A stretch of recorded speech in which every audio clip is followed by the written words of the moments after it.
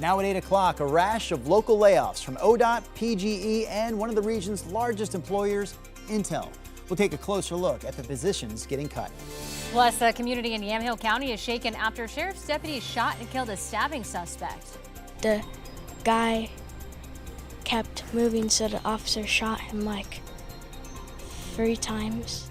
What led up to the shooting and how the community is reacting.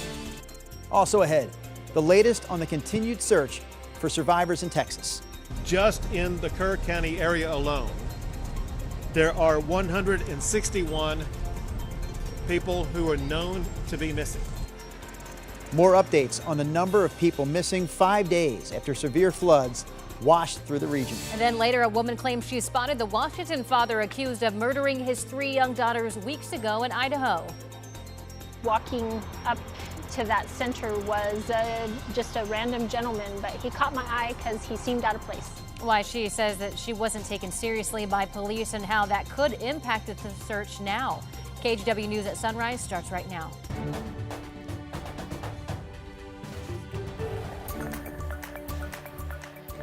Good morning, and thank you for joining us live at 8 o'clock. I'm China Green. And I'm Drew Carney. It is a Wednesday, middle of the week. We've got Chris on standby for your traffic update. But first, Rod, how about that Wednesday forecast? Yeah, nice day today. Certainly the headline is, instead of being 90, which we've hit the last 2 days out at PDX, today only about 75. And one of the big reasons for the cool off, increasing cloudiness expected. Now, it's been a clear sky start. If you look off to the right over the steeple here, you can see a little bit of cloudiness. This is the Reserve Vineyards and Golf Club in Aloha. Certainly very nice, 63. Clouds are more noticeably starting to increase now coming in from the north over downtown. Temperature 63. No moisture out of these clouds. They'll simply eventually, I think, take away the sun and help hold temperatures down. 70 at noon, overcast, and 75 for you at 5 o'clock. Should be really nice out there. Chris? Yeah, it's certainly comfortable after a couple of 90-degree days. We'll pick it up on the east side. This is over near Lentz, I-205 northbound commute here near Foster. And you can see we're puttering along right now. I'll go ahead and smack the speed sensor down on that. It is about 20 miles an hour or so, that stretch of I-5 northbound between Johnson Creek Boulevard and Powell Boulevard. Farther south, we're pretty slow. Gladstone to Westland, again, rolling south over the Abernathy Bridge. And we're still pretty thick north of the Donald area. I-5 up past Art Road towards Charbonneau and the Wilsonville area. There's a look right now from Trip Check at Art Road. And you can see northbound from there up to Highway 551. It's pretty thick this morning. Farther north, the drive eases up a little bit, but still it's 31 minutes to get you from Wilsonville to downtown. Drew, China. Thank you, Chris. Top story here at 8 o'clock. Intel is laying off more than 500 workers at 4 Oregon campuses starting next Tuesday. That's according to a notice filed with the state yesterday. The biggest cut is at Intel's Jones Farm campus in Hillsboro, where 450 workers will lose their jobs. The positions cut include engineers, architects, managers. This comes after the company announced plans to lay off between 15% and 20% of its worldwide workforce. More job cuts to cover in this next story. Portland General Electric confirms that it's already laid off 53 full-time employees. In a statement, a PG spokesperson said the layoffs are part of the company's, quote, ongoing work to keep bills as low as possible. The statement also pointed to cost pressures from increased electricity demand, while PGE is also transitioning to cleaner energy. And we're also hearing from one of the 500 ODOT employees being laid off in a few weeks. ODOT is facing the largest single layoff in Oregon state government history after lawmakers failed to come up with a major funding plan this past session. Workers got notices on Monday saying that they will lose their jobs at the end of the month, and up to 200 more people could be laid off early next year. We spoke with a woman losing her part-time job along with much of the crew in Wheeler County. I'm okay. I'm going to be fine, but and I know the guys will be fine. It's just it's a shock. It's one big shock. Governor Tina Kotek is calling the cuts, which could impact everything from road maintenance to snow removal, an emergency, but so far has not called a special session. State officials say bias crime reports have gone down in Oregon, but the latest research on the numbers and the issue isn't all positive. So here's a breakdown for you. Year to year, bias crime reports to the state hotline dropped 7% in 2024. It's the first drop since the hotline started in 2020. Reports from African American, Hispanic, Pacific Islander, and Native American people were down 16%, and reports from gender nonconforming people were down 34%. There is one area, though, where the numbers went up. The people who take these biased crime reports have gotten many more aggressive and abusive calls. People that aren't really calling the line for any specific purpose other than to harass individuals that are trying to provide a service to Oregonians. We've seen that dramatically increase, and if I remember correctly, it's around 165%. That's Oregon Attorney General Dan Rayfield, who also pointed out that the decrease in bias crime calls doesn't necessarily mean that fewer crimes are happening. He says it could just be that fewer people are filing reports. You can report a bias crime by calling the state hotline. The number is right there on your screen. It's 844-924-BIAS. Anyone who calls that hotline, by the way, also gets the option to receive help with reporting their crime to law enforcement. In Gresham, fire investigators are looking into 2 fires they believe were intentionally set. The first sparked around 5 o'clock yesterday morning at the East Portland Moose Lodge. Crews got the flames out quickly and found 2 broken windows. But 4 hours later, another fire was reported at a nearby church. Windows were also broken there. Investigators say they believe the cases are related and are asking anyone with information to call the Gresham Fire. Small earthquakes have been rattling Mount Rainier. The U.S. Geological Survey says the activity started around 1:30 yesterday morning. There were several quakes per minute, with the largest one registering at 1.7 magnitude. Officials say there is no indication here, though, no cause for concern. The alert level remains at normal. Typically, they say there are about 9 earthquakes every month on Mount Rainier, and smaller swarms happen about once or twice a year. We also have some more this morning on the big airport news that we first brought you yesterday here on the Sunrise Show. That being the fact that you no longer have to take off your shoes when going through TSA checkpoints. Isn't that exciting? We're very smiley about this, yes. KGW's Devin Haskins went to PDX to see how travelers feel about the policy. If there's one thing that passengers hate about the security checkpoints, potentially long lines, missing your flight. All right, maybe there's 2. I mean, it's annoying to take technology out. Okay, I'll just say it. It's also the shoes. Oh, of course. Yeah. For nearly 2 decades, it's been a common rule when flying. Take off your shoes, put them in the bin, and then walk through security. I think it's silly. I think it's really silly. What used to be a perk of TSA PreCheck is now available to everyone. Your shoes stay on. Oh, sweet. That's great news. Passengers we talked with loved the new rule. I think it'll make everything a lot easier and smoother. I also heard from passengers flying into PDX about their TSA experience. It was very smooth, actually, and we didn't even have to take our shoes off, and it was a lot easier than past times. The rule is because of what happened back in 2001. A man was arrested for trying to set off a bomb in his shoes on a flight to Miami. TSA implemented the rule in 2006. The Secretary of Homeland Security, Kristi Noem, says since then, technology has changed. We are very confident that we can continue to provide hospitality to folks and for American travelers and for those visiting our country while maintaining the same standard of security for passengers and for our homeland. And for many flyers, they said it's about time. Because we're already going through the scanner, I don't understand what it is that taking the shoes off is supposed to achieve that going through the full body scan is not going to also achieve. And while we saw many people today walk through security keeping their shoes on, for some, old habits are going to be hard to break. The Secretary Noem said there could be times when passengers do need to remove their shoes and go through screening like the old way. She also said that they would take a look at some of the other screening rules and see if those would be changed. But right now, she said, there are no new announcements to be made. At PDX, I'm Devin Haskins, KGW News. All right, Ron, it is your turn to do business for us here in the Weather Center. Yes. That's it? That's my intro? That's all you got? No, you don't even notice what's going on here. Oh, let me look. You know what? It was kind of blending into the background. Yeah, I see that. There, see the pump shoes. Okay. I thought it was shoes were flying during the telling of that story. I tell you, Ron. Well, you got to admit, I thought it was funny you had such a simple introduction to me. So you knew something was up. Yeah, sorry I didn't see the shoe on the shoulder there. Here's a look at our satellite radar. We are starting to see this march of cloudiness begin to slowly make it into Portland. These clouds are going to continue to increase, and they come with a wave of cooler weather. And if anything, the clouds get thicker as the day goes along, where a lot of times we deal with the thicker cloud cover in the morning than the clouds thin. Today's going to be the opposite. This march of cooler weather will bring gusty west winds back to the Columbia River Gorge, blowing 30 to 40 miles per hour from Hood River eastward out toward Pendleton. And that's the reason for this fire weather warning here, just gusty west winds. So should something spark, the wind, of course, would quickly flame the potential fire. And then from Lakeview up into Boise and parts of Baker County, this is high fire danger today for potential thunderstorm activity a little bit later this afternoon, going into early this evening. Our camera is Chinook Winds Casino Resort in Lincoln City. It's been this way all morning. It's kind of fogged in, 53. Much of the beach will stay foggy / cloudy today, meaning no sun. Portland, it was clear, and now we just have some gentle clouds rolling in. It's a really nice morning. This should be the brightest part of our day as clouds, I mentioned, will continue to increase. We're at 63 right now. It is overcast up in Kelso, 61. The clear out in the Gorge, the Dow's 73. Already breezy, winds to about 20 out there currently. And clear in 69 out in Baker City.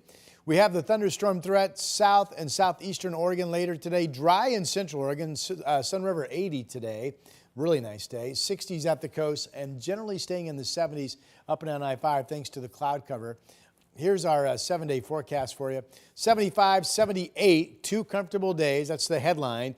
And then starting Friday, it's clear through the weekend and we'll be back up to about 90 degrees for high temperatures. Here's Chris. Rod, you know this drive, I-5 through Clark County, right up around Main Street. It's 3 miles of slow and go from here down to the Interstate Bridge. This is, again, normal for this hour of a Wednesday morning commute. But in any event, 25 minutes gets you in from Main Street down to the Fremont Bridge. We'll zoom in through North Portland. You can see traffic pretty thick as well up around Lombard. So if you're hopping on from this part of town, again, puttering along at about 15 miles an hour. All right, let's hop over to Gladstone, 205 southbound. Again, slow and go here from Gladstone to West Lynn over the Abernathy Bridge. And one more check south of town. This is I-5 rolling along up towards Arndt Road and then up towards the Charbonneau area and the Boone Bridge. This is still pretty thick as well. That's the snapshot from Arndt Road and Trip Check. So again, we still have a little work to do on that side of town. The drive on the inbound Sunset, slow and steady over the Sylvan Hill. At last check, 22 minutes. That's actually an improvement, guys, to get you in from Hillsborough to downtown. All right, thank you, Chris. The latest from Texas this morning says more than 170 people are still missing across the state's flood zone. Coming up, an update on the search and rescue efforts. And then later. In his latest cabinet meeting, President Trump focused on foreign wars and trade negotiations, announcing new tariffs and teasing more trade news coming today for several more countries. I'm Alice Barr in Washington with the latest details coming up. The KGW Plus TV app, streaming 24/7. Local news from the team you trust on your time. Track how the weather will impact your day. Certainly becoming increasingly hazardous. Extended, continuous coverage of breaking news, live from the scene. That snowpack is still heavy. Go deeper with in-depth interviews and exclusive reporting. All the local news you need, live or on demand. KGW Plus. Download on your TV and watch for free.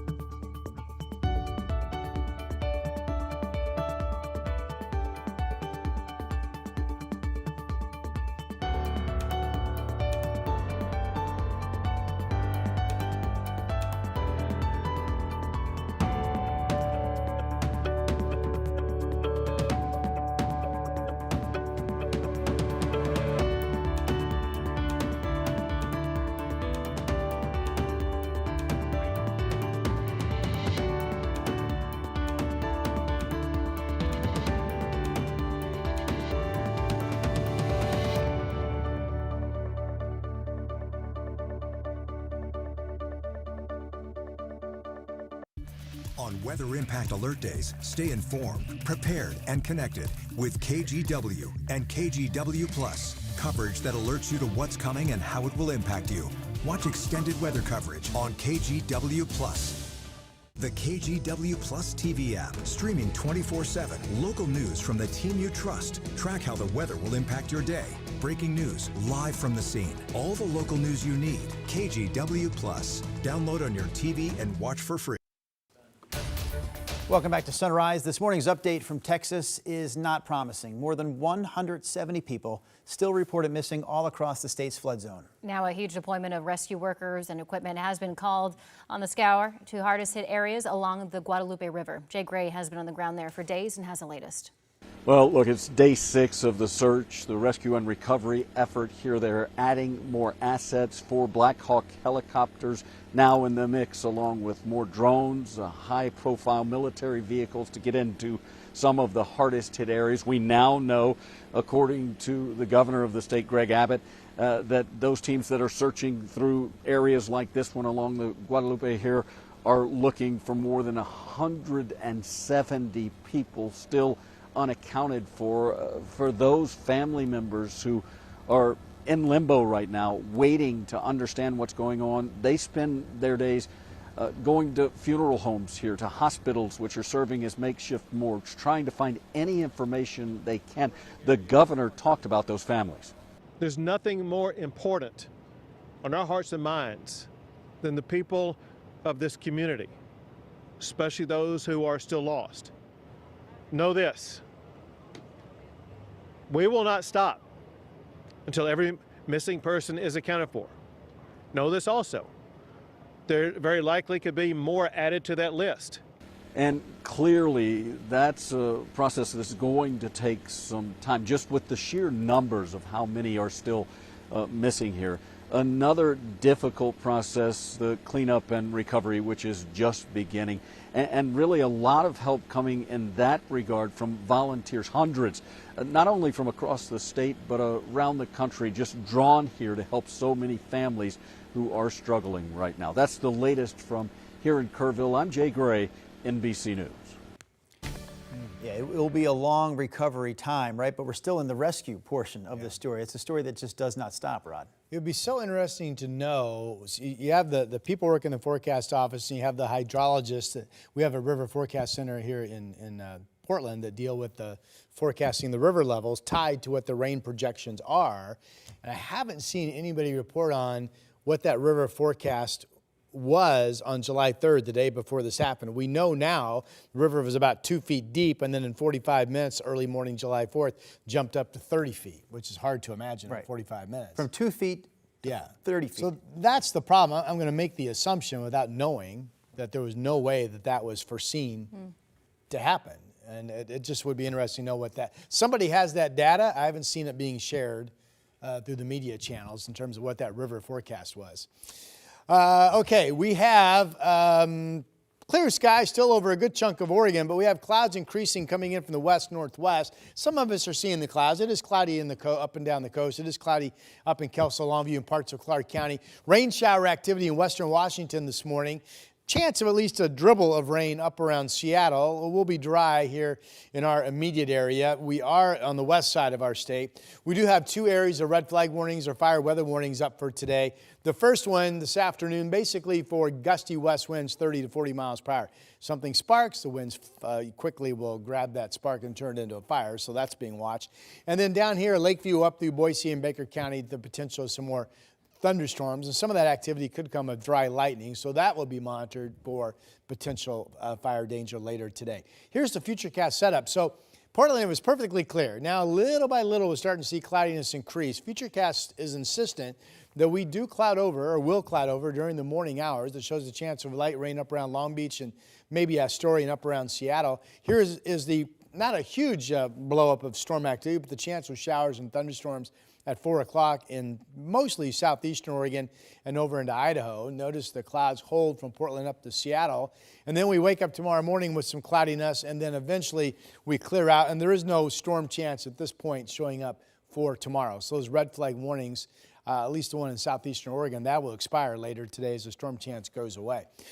Here is the Oregon Veterans Home camera in the Dalles. Clear, and the winds have been bouncing to about 25. Right now, a little bit of a lull, northwest winds to 15, but again, you're expecting 30 to 40 mile per hour gusts as we get you going through the day. It will be dry in the East Gorge, and it will be dry in Central Oregon. This is in Warm Springs. Sunny start, and there are the thermal pools from Canita Hot Springs Resort down there. So folks there not having to worry about any stormy weather today, just enjoying the sunshine. Here are the somewhat cloudy conditions increasing in Portland. Still pretty sunny out there right now. 63 is our temp, 69 out in Baker City. Get you to some forecast numbers. 79 in Salem, increasing cloudiness. Cloudy in southwest Washington today, and Portland eventually clouding over and only 75.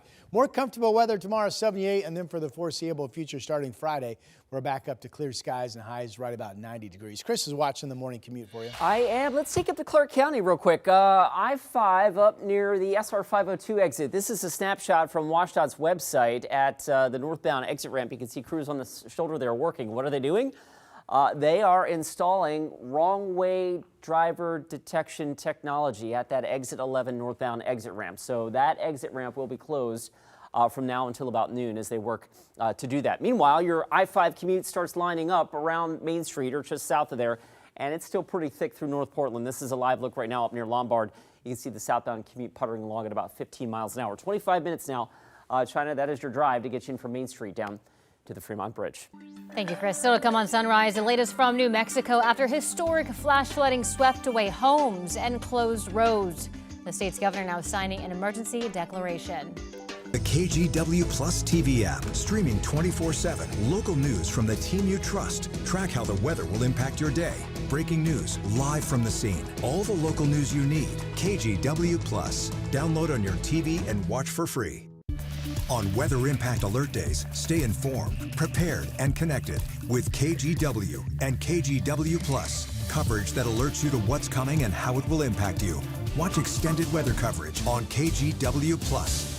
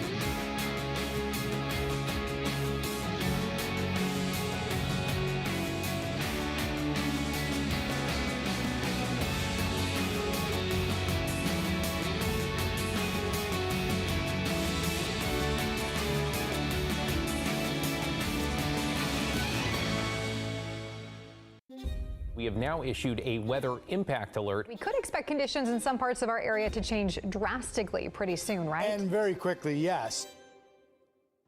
This is significant rainfall coming our way. You'll definitely want to be extra cautious. It's certainly becoming increasingly hazardous. We've got the potential for some tree limbs or even trees or power lines to come down. Of course, when you hear thunder, it's always best to take cover. On Weather Impact Alert Days, stream extended coverage on KGW Plus. President Donald Trump says that there will be no extensions granted to U.S. trading partners for the August 1st tariff deadline. This as other countries try to respond to new tariffs on copper imports and pharmaceutical levies. NBC's Alice Bauer has more from Washington, D.C. A friend of mine is very successful. President Trump with his cabinet at his side, focusing on foreign wars and trade negotiations. I just want you to know, a letter means a deal. Saying overnight new trade announcements are coming this morning for 7 countries after sending letters to 14 global trading partners on Monday, establishing higher tariff rates if they don't negotiate new deals before August 1st. It's a better way. It's a more powerful way. The president also announcing a new 50% tariff on copper imports without setting a date, and saying new pharmaceutical levies of up to 200% are coming. As countries scramble to respond, Chinese officials warning the U.S. against reigniting trade tensions, promising retaliation if any deals hurt their economy. Turning to Ukraine, where Russian attacks are ramping up, President Trump confirming he approved sending more defensive weapons to Ukraine after the Pentagon paused shipments, citing concerns about low stockpiles. Putin is not treating human beings right. He's killing too many people. In a shift in tone, the president voicing increasing frustration with Russian President Vladimir Putin. We get a lot of bull thrown at us by Putin, for you want to know the truth. now reviewing a bipartisan sanctions package against Russia, as Israeli Prime Minister Benjamin Netanyahu meets today with Republican lawmakers and top defense officials amid a renewed push for a ceasefire with Hamas to end the devastating fighting in Gaza and bring hostages home. The White House also celebrating a Supreme Court ruling that allows the Trump administration to move ahead with the mass layoffs of federal workers at 19 agencies, overruling a California judge who had said the administration needed input from Congress. The Supreme Court did not rule on the legality of the layoffs, but cleared the way for the firings while litigation continues. In Washington, Alice Barr, NBC News. Now to your morning rush. Search and rescue efforts are underway in New Mexico after historic flash flooding hit a mountain community about 100 miles south of Albuquerque. Amazing video here shows the moments an entire house rushed by those flood waters. The latest reports say that at least 3 people have died here. This area of New Mexico was devastated just last year by wildfires. Sean Diddy Combs is set to be sentenced on October 3rd. Probation officers rejected both the defense and prosecution's plan to move his sentencing up by 2 weeks. Combs faces up to a decade in prison after being found guilty on 2 counts of transportation to engage in prostitution. He was found not guilty on all counts of sex trafficking and racketeering. And the U.S. Army says it will no longer use ceremonial horses and is giving the ones they currently have up for adoption. Ceremonial cavalry units are going away at bases across the country. The Army estimates closing these units will save about $2 million a year. But some horses will remain for special occasions like burials at Arlington National Cemetery. And lastly, streaming service Max has officially changed its name again, but this time users will be more familiar with the new old name, HBO Max, because in 2010, HBO called its streaming service HBO Go. 2014, it was HBO Now. Then in 2020, HBO added the Max to be HBO Max, later dropping the HBO from the title in 2023. And then back here, 2025, reverting back to the old HBO Max name. And that's your morning rush. Still ahead in our next half hour, residents at an RV park shaken after 2 of their neighbors were chased across the park by a man with a knife. Why they say what happened next left them unable to sleep. Plus, a decades-old cold case has come to an end after the man convicted of killing his wife nearly 40 years ago was sentenced to life in prison. On Weather Impact Alert Days, stay informed, prepared, and connected with KGW and KGW Plus. Coverage that alerts you to what's coming and how it will impact you. Watch extended weather coverage on KGW Plus. The KGW Plus TV app, streaming 24/7. Local news from the team you trust. Track how the weather will impact your day. Breaking news, live from the scene. All the local news you need. KGW Plus. Download on your TV and watch for free.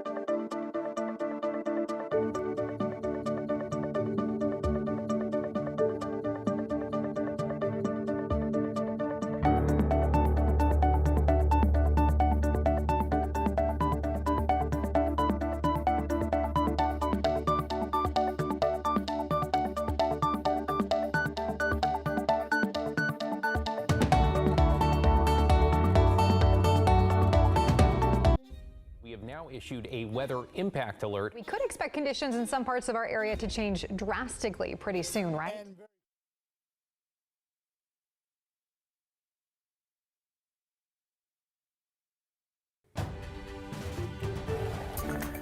Good morning, I'm Drew Carney. In Yamhill County, witnesses say they saw a sheriff's deputy shoot and kill a suspect who authorities say stabbed 2 people at an RV park on Monday. Police say an altercation between the man and some neighbors at the Valley's Edge RV Park in Sheridan started this whole chain of events.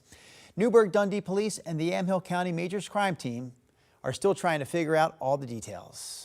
Rodney Hill, what do you have for us weather-wise. Nice dry start to our day. We have varying sky conditions. Portland started off clear, starting to see some clouds. It's pretty much just clear in Portland. I mean, in Salem, as you look at our state capital, 61 is your number. And what looked like it was kind of clouding over is now just mostly sunny over downtown. So it is a nice morning, 63. This is a day we expect to eventually cloud over going into the noon hour and this afternoon. And if we get the clouds, we'll hold at 75 degrees. It's been 90 the last couple of days, so enjoy the cool down. Tomorrow it's clouds and then sun and still pleasant at 78. Friday and then through the weekend, we're back to sunny skies each day with high temperatures, give or take, right about 90 degrees.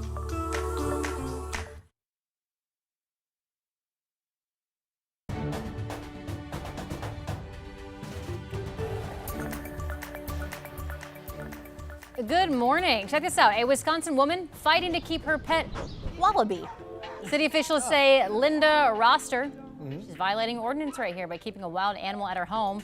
But she says her wallaby named August is a domesticated emotional support pet. She's now fighting to change the ordinance so she can keep August with her family. As of this morning, her petition has almost 500 signatures. Looks calm enough, right? Kind of sweet. It's cute. Cuddly, lovable. Cute. Big tail. Cute. Cute. Until they go. Or was that the kangaroo? The boxing? Oh, yeah. I'll let you guys take the lead on this. I have no thoughts on the wallaby. None. Where was this at? In Wisconsin. Wisconsin. I have no thoughts on the wallaby in Wisconsin. The Wisconsin wallaby. Well, I say if wallabies like cheese, then the wallaby should stay, for obvious reasons. There you go. I'm a Packers fan, too. And if the wallaby's a Packers fan, the wallaby should stay. Thank you, Chris. Yeah. Okay, moving right along. That was quite a moment, wasn't it? Here's our Salem tasting room camera. We have beautiful sunshine. Wow, there's Mount Hood sticking up. What a great morning. I might lose the bet, but still betting on, when I look at the imagery, that there's a cool push of cloud cover that will eventually make it inland this morning. So far, though, most of it's just seeing sun, 64. It is cloudy when you get up into northern Clark County and then up into Kelso Longview up in Cowlitz County and along the coast, but there's downtown. This is a beautiful start to our day, and I think likely ends up being the brightest part of our day. Mostly, I've been doing this graphic all morning, and I just now noticed I left out the D in the word cloudy. My apologies. Mostly cloudy at noon, 70, and then cloudy at 5 p.m. and 75 degrees. Where's the typo? I'm covering it up, Chris. You can't see it. In all these years of advanced technology, how do we not have a spell check on the weather equipment? Get you out the door. How do you not have Here he comes. There's a question for you. Microphone on and running. Go. I'll save you all of that comedy and just show you that it's 23 minutes right now to get you in from Main Street down to the Fremont Bridge. Southbound I-5 still puttering along a little bit. Once you cross the interstate bridge, you hit the slow-moving traffic in North Portland as well. So that is your traffic report. Back to you. All right, thank you, Chris. Top story here at 8:30. A woman whose family owns a cabin outside of Idaho City believes that she may have been the first person to spot Travis Decker in Idaho weeks ago. Decker, of course, remains on the run, accused of killing his 3 young daughters in central Washington. The woman says she notified Washington authorities, but her tip wasn't taken seriously. Don Nelson with our sister station in Idaho City had a chance to speak to her about her experience.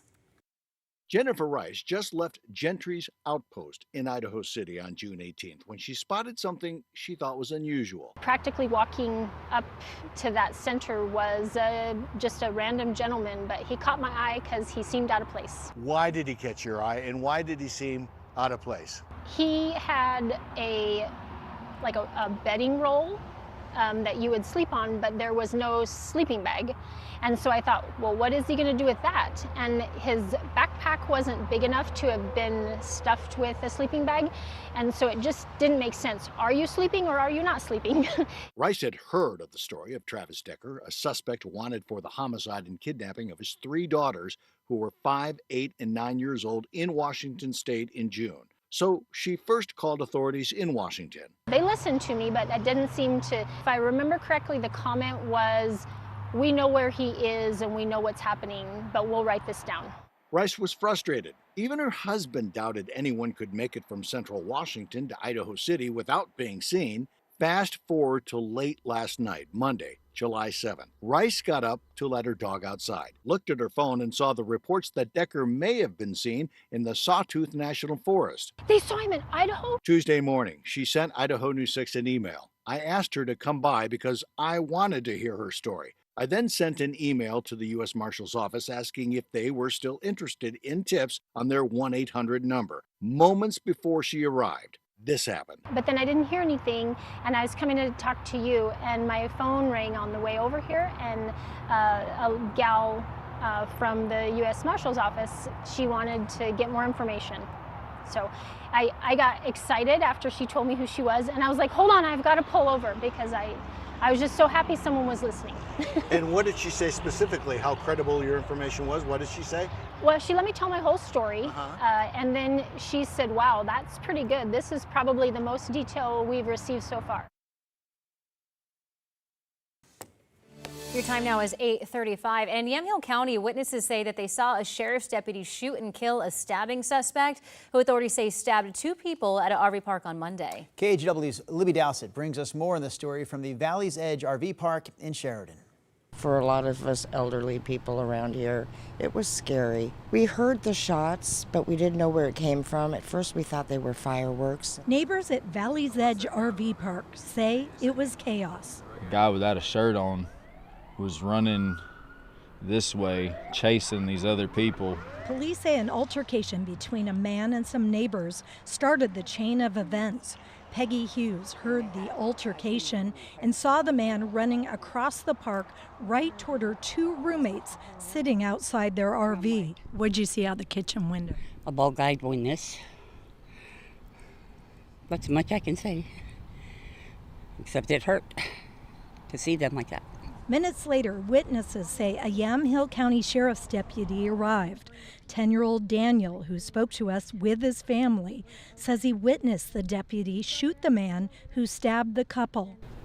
The cop got out of his car and put out his gun and said, "Don't move," but the guy kept moving, so the officer shot him like 3 times. Everybody's pretty worried. I mean, everybody I talked to last night, especially the people here, I mean, they have two toddlers and a 2-month-old. I saw the 2 victims being taken to the ambulance, and they didn't rush, so I assumed they were stable. And even some concern for the man shot by the deputy. I couldn't sleep because of it. And I went over there and I said a prayer for him. John Birchfeld says he didn't know those involved, but it's affected him just the same. You know, when you live in a place like this where it's transient, you don't make it a habit to make friends with your neighbors. Newburgh-Dundee Police and the Major Crimes Team from Yamhill County are still investigating the details of this case. They hope to review video and get more information released in the near future. Libby Dowsett, KGW News. In Washington County, a man who was recently convicted of killing his estranged wife nearly 40 years ago has been sentenced to life in prison. 71-year-old Robert Atrops will be eligible for parole after 25 years. Back in 1988, the body of Debbie Atrops was found in the trunk of an abandoned car at a remote Beaverton construction site. DNA evidence helped investigators in the cold case unit link Robert to the murder. During the trial this past spring, the state noted Robert showed no emotion. However, that changed yesterday when his daughter addressed the court prior to his sentencing. When I was 8 months old, someone robbed me of getting to have a life with my mom, there to support my every milestone. My first birthday, kindergarten graduation, 8th grade promotion, high school graduation, my wedding. While she spoke about the pain of losing her mother, she testified in support of her father and asked the judge for a lighter sentence. Words cannot even begin to describe the heartache my family is going through. My children cry because they miss their grandpa. Atrops' attorney says they plan to appeal. We're also hearing from the man who was stabbed during a random daytime attack last month in a Montevilla neighborhood of southeast Portland. The man spoke yesterday in court during the suspect's arraignment. This surveillance video shows the attack back on June 26th. That's when investigators say 24-year-old Michael Kashkash ran up and stabbed Russell Archer near southeast 91st and Stark. He stabbed me. And there was no robbing, no altercation, no communication. I've never seen this man before in my life. He ran up behind me and stabbed me and said, "Don't tell anyone." Yeah, middle of the day, out of nowhere. Cash, though, pleaded not guilty to the charges that include assault. He will remain in jail, at least for now. 68-year-old Timothy Hudson, the man accused in a deadly attack on Hayden Island, has pleaded not guilty to killing Richard Bowers, who you see here in this photo. Now, authorities say Bowers died of blunt force trauma. Hudson is also accused of attacking Bowers' girlfriend and her dog.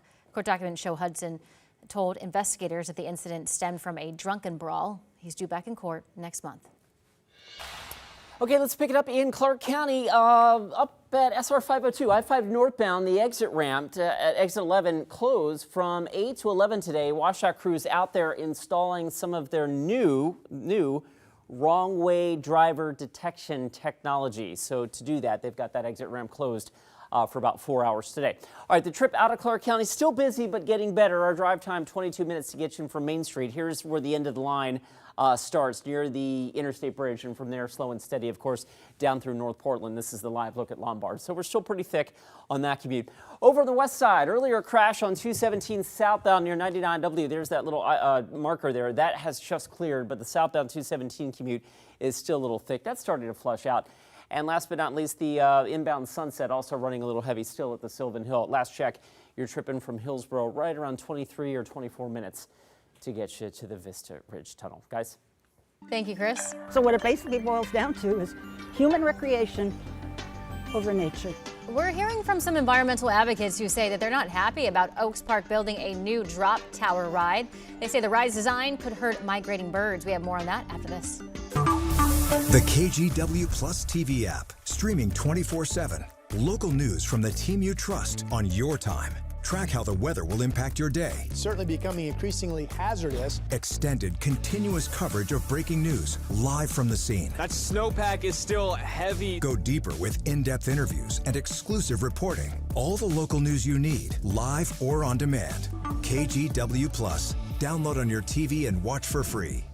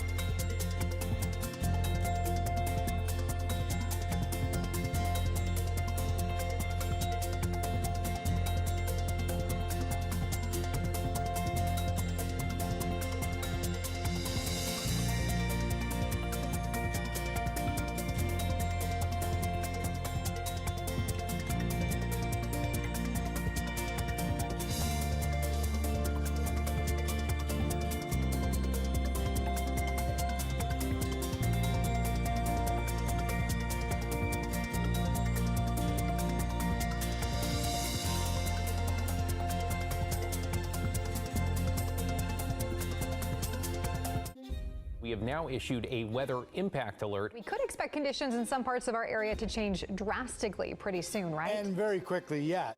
This is significant rainfall coming our way. You'll definitely want to be extra cautious. It's certainly becoming increasingly hazardous. We've got the potential for some tree limbs or even trees or power lines to come down. Of course, when you hear thunder, it's always best to take cover. On Weather Impact Alert Days, stream extended coverage on KGW Plus.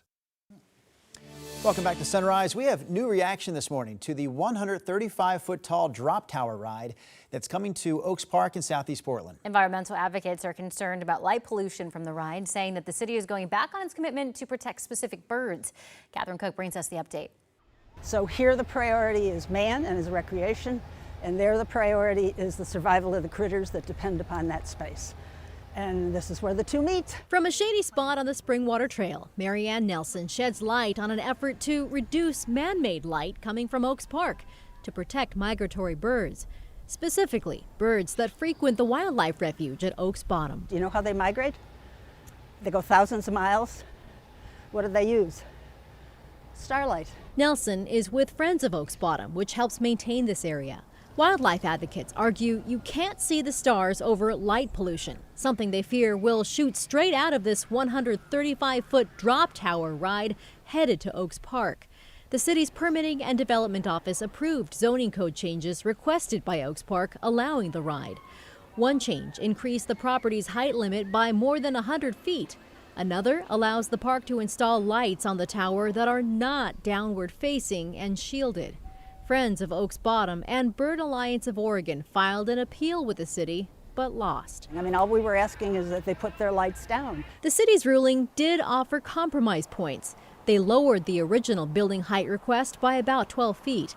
And during October, when the park stays open later, the tower's lights will be limited to red and orange hues after sunset. In a statement, Oaks Park said it's grateful for the support of local officials in achieving a solution that allows them to bring a, quote, exciting new attraction to the community, noting they worked with lighting and wildlife experts to help reduce potential impact. Nelson disagrees. So what it basically boils down to is human recreation over nature. Catherine Cook, KGW News. All right, Rodney Hill back in the studio talking about that Wednesday forecast. Yeah, cooler day. That's the big headline. We hit 90 the last couple of days, 75 today. So hopefully that means you'll be in a good mood and maybe take care of some things outdoors you've been putting off because of the 90-degree temps of the last couple of days. It's a cooler weather pattern marching in. One thing that does is it brings back the gusty west winds in the gorge. Hood River eastward, those winds will be bouncing to about 40 miles per hour. Got a little bit of rain in western Washington showing up. Seattle has a chance for at least a touch of rain. 8 o'clock hour, we can see the visible satellite imagery, which is really the best tool to show you exactly what's going on. So our coastal cameras are reporting clouds and fog. Solid overcast in Astoria, solid into Kelso Longview. There's a little wave of cooler weather that should drive these clouds inland. The cloudiness is taking a while to push inland. Portland's still mostly sunny, clear in Salem, but still believing that somewhere between now and noon, kind of pushing back the timeline, we will see those clouds come in and we'll have an overcast afternoon holding us in the 70s. That is the plan anyway. Now here are the two areas of fire weather warning or red flag warnings for fire danger. Again, from White Salmon eastward to Pendleton, this is strictly because of west winds gusting 20 to 40 miles per hour. No rain chance. This is the storm chance area from about Lakeview up into Baker County a little bit later today. So red flag warning for possible dry lightning or even just some lightning storms in general in the area. Tomorrow's forecast is completely dry, so there won't be any red flag warnings for lightning tomorrow. We'll see what the folks that manage those warnings do with the wind threat still in the gorge to some degree tomorrow. All right, here's a look at our valley forecast. This is noon. The weather models love cloud cover marching in. We'll see, and they love a chance of rain up around Long Beach and parts of western Washington. Here are the clouds. I'm going to back up because I stood in front of what I wanted to show you. My apologies. So this is this afternoon. And then here is that scattered shower thunderstorm threat. Again, not a ton of activity, kind of just southeastern Oregon over toward Boise. That's the lightning threat that I meant to show you. Here are some clouds on the west side tomorrow morning, and then they clear out for the most part, and we go sunny. But temperatures will still be comfortable tomorrow. This has brightened up a bit. Our Chinook Winds Casino Resort camera in Lincoln City, it was really socked in a fog. Now you can see the beach anyway. 54 degrees is the number there. Still clear over the Mount Hood summit and still mostly sunny in Portland. Temperatures outside 63 right now, 61 in Salem, 50s at the coast, 72 over in Bend. No thunderstorm chance in Central Oregon today. It's going to be just a beautiful sunny day for you folks. Portland, assuming we cloud over, 75, 78 tomorrow, 2 comfy days, and then back to clear skies and basically somewhere around 90 or above starting Friday going into the first part of the week. It is birthday time. All right, we start with a 1-year-old. There's Benny. Very styling with the hair there. 1 year old today. Happy birthday. Marilyn's 12. Next year, be 13. That's exciting. Bill's 55 today. Happy birthday. Really loving some strawberries. It looks like a big one as well. And Ann Schmidt, her friend's caller, Annie, she shared with me 60-ish today. Proud University of Portland pilot. And then we've got, put your hands together, Nadine. There she is. She is 100 years young today. Happy birthday to you. Hope you're feeling well and get ready for a great day. Birthdays at KGW.com. We'll celebrate with you. Here's Chris. Traffic trying to wind down a little bit. We've got one slow spot here to check out. This is over in Clackamas area, actually just south of Clackamas, rolling down towards Gladstone, southbound 205. There you go, 11 miles an hour or so. So we still have a little work to do on that side of town. Let's switch gears, take it back up to Clark County. This is the exit ramp from I-5 to SR 502, the Battleground exit. WashDOT crews have that closed off. So what they're doing is installing some of their new wrong-way driver detection technology at that exit ramp. To do that, they've got it closed, and that's closed until about noon, so just be aware of that. Southbound I-5, this is a good sight. The end of the line has cleared the interstate bridge, but once you get into North Portland, it looks like this near Lombard. So right now that southbound I-5 drive averaging about 24 minutes, Main Street to the Fremont. Again, most of that 24 minutes is between the interstate bridge and the Fremont Bridge. And last but not least, here's the trip over I call it the Sylvania Hill, Breeze Hill, I-5 northbound past PCC Sylvania near Capitol Highway. We're running a little thick on that side of town still. Right now, your total drive in from Wilsonville about 33 minutes to get you up to the Boone Bridge, or the, I know my bridges. It's from the Boone Bridge to the Markham Bridge. There you go, Drew. Honestly, I would say no one knows the city bridges better than you, actually. Try. That's what my experience suggests. We have reached the midway point of the Timbers Stand Together Week. It's the team's annual effort to support local nonprofits. So yesterday, players and coaches were at the Children's Book Bank in Northeast Portland, cleaning up donated books that will go to preschool kids in the area. When I was at the University of Denver, I used to do a lot of stuff, and I think it's just really helpful to get out in the community and be given back to people that gave to us. I think it's pretty awesome, to be honest. I think the opportunity for our team and our club to give back to Portland community is pretty cool. So tell me how you really feel. Yeah. The Timbers spent several hours getting these books ready for the kids, and they're also taking part in other volunteer activities throughout the rest of this week. Here's a volunteer activity that you can get on board with. How about supporting our KGW School Supply Drive? We're looking for people to sign up, businesses, organizations. Anyone can sign up to collect supplies for this year's drive. You can do that by going to kgw.com/school. Help us collect school supplies and send thousands of kids and teachers in the area back to school this year with all the tools they need. The KGW Plus TV app, streaming 24/7. Local news from the team you trust on your time. Track how the weather will impact your day. It's certainly becoming increasingly hazardous. Extended, continuous coverage of breaking news live from the scene. That snowpack is still heavy. Go deeper with in-depth interviews and exclusive reporting. All the local news you need, live or on demand. KGW Plus. Download on your TV and watch for free.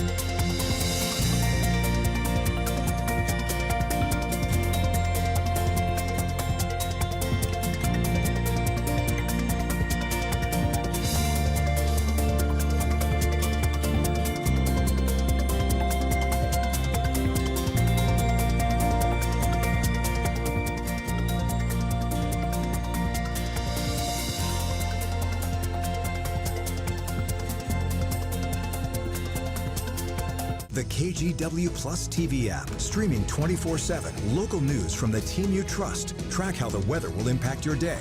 Breaking news live from the scene. All the local news you need. KGW Plus. Download on your TV and watch for free. On Weather Impact Alert Days, stay informed, prepared, and connected with KGW and KGW Plus. Coverage that alerts you to what's coming and how it will impact you. Watch extended weather coverage on KGW Plus. In a wrap of our top stories this morning, in Yamhill County, witnesses say they saw a sheriff's deputy shoot and kill a suspect, who authorities say stabbed two people in an RV park on Monday. Police say an altercation between the man and some neighbors at the Valley's Edge RV Park in Sheridan started the chain of events.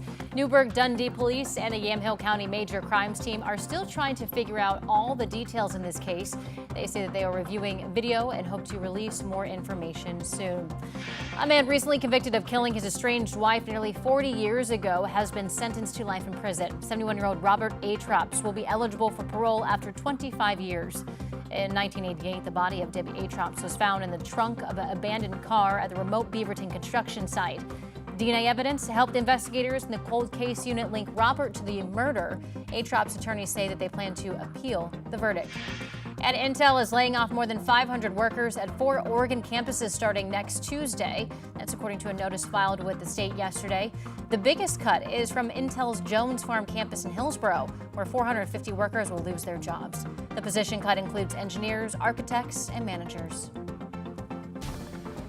And our 7-day forecast, cloudy at the beach, cloudy up in Kelso Longview, believing Portland will cloud over. If so, the high only 75, no rain. And then still in the 70s, comfortable weather on Thursday. Starting Friday, we're back to clear skies and about 90 into the weekend. Hey guys, I'm going to show you the Rose City Sky Camera looking down on a couple of downtown bridges. Just got this news from the county today that they are expecting extended bridge lifts of the Hawthorne, Burnside, and Broadway bridges all day today from 9 o'clock until they don't give an expiration on that. But NOAA doing some lasering of the bridges to figure out the height clearances for the ships that go under those bridges. And so to do that, there's going to be a number of bridge lifts on some of our downtown bridges today. All right, something to keep in mind as we cruise into this Wednesday. You want to see something very cool to end the show with? Always. Mother Nature screaming at the top of her lungs. How about Whoa! this? Yeah, this is a live picture. Live picture, gang, from Hawaii. Wow. Kilauea erupting again. How high is that? My goodness, that's going to be like... You going to measure it? Chris is going to get out the tape measure. I thought Chris was going to stand next to it. Trying to determine the height. It's a little taller than I am. It's high into the sky. How about 100, that? 200 feet? I don't know. No, last time it was 1,000 feet high. Oh my goodness gracious. The plume of lava. The plume is 1,000 feet. Oh my cool. goodness, that is awesome. We're making land here, people, making land. Yes. One of the most active volcanoes on Earth. This is actually the 28th time Kilauea has erupted since December. Wow, very active. Want to go in on a real estate venture? Make land. Hey, 1,000 years it'll be ready. Sunrise Show wrapping up on this Wednesday. We say thanks for watching us. Of course, you can always watch all of our newscasts right here on KGW+.